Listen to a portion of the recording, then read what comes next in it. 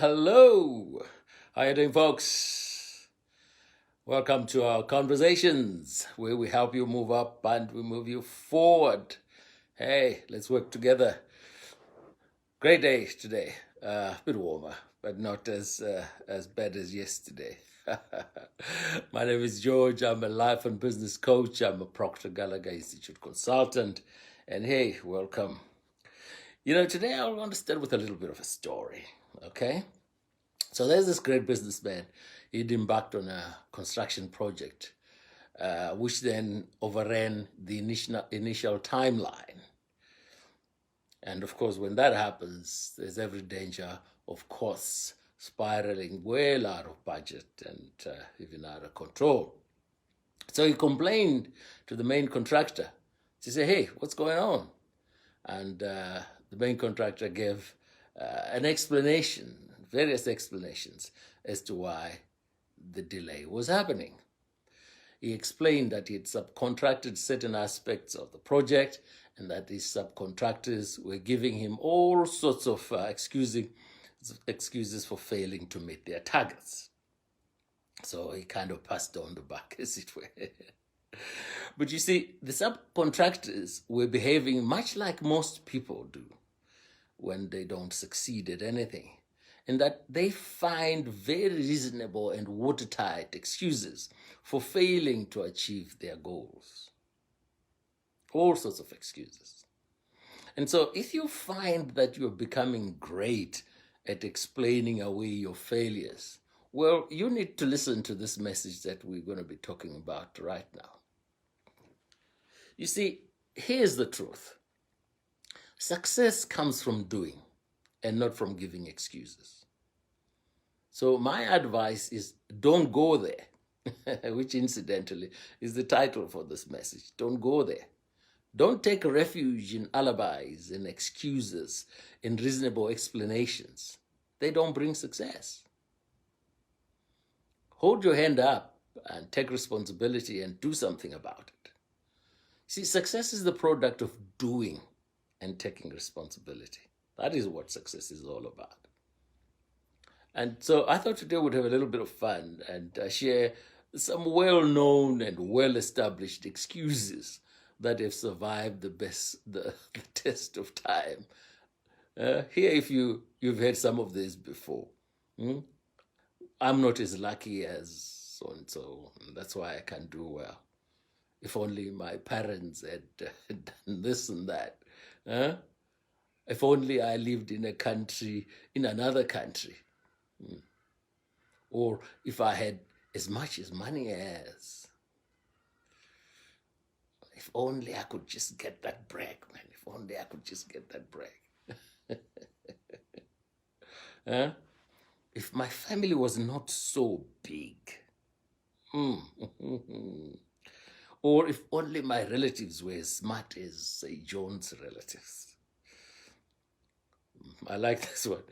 If I had married the right person. If only I had married the right person. If only my boss didn't hate me so much. If I was as confident as so-and-so, man, I would explode. But if only people really and truly understood me, if I had been born, if I had not been born under a wrong star, where everyone hates me. Listen, I'm sure you guys can come up with a great many of these that you have had in your lives. And it would be great fun, really, if you shared them. Why don't we have some exercise here? You guys just post some of the excuses that you have had. And there will be many, many, many, right? But the point of this message is really, what is the solution? What is the solution to all this? Stop inventing creative excuses to cover up for failure. Stop doing that. You see, making excuses is a habit. And all habits can be changed. It's called a paradigm. It's a paradigm. You see, a habit is an idea that is fixed in a person's subconscious mind that causes them to do something without any conscious thought. You just do it because it's a habit. And a paradigm is what causes our habitual behavior. As we said, that the paradigm is a multitude of habits which controls your habitual behavior, or the greater percentage of your habitual behavior. And so when the habit kicks in, you're doing things automatically. So when the main contractor is talking to the subcontractors, there's a habit there of giving excuses. So it naturally kicks in. But if the contract says that timeline is an immovable, you can't change that time, then clearly the subcontractor is forced to be creative, to use his imagination to meet his obligation within the stated and agreed time, right? But it's a habit, the habit of excuses. But it can be changed. Paradigms can be changed. So look yourself alone in the mirror. Look at yourself alone in the mirror and ask what it is that you can do to change your circumstances. What should you be doing? But then, knowing alone, once you know, knowing alone is not good enough. It doesn't get you results. Results come from behavior, and behavior is caused by the paradigm. So if you know what needs to be done, the next stage is then to change that behavior so that your results match your new idea of what you want. So you match your thoughts to your results. Thoughts, feelings, actions, and results.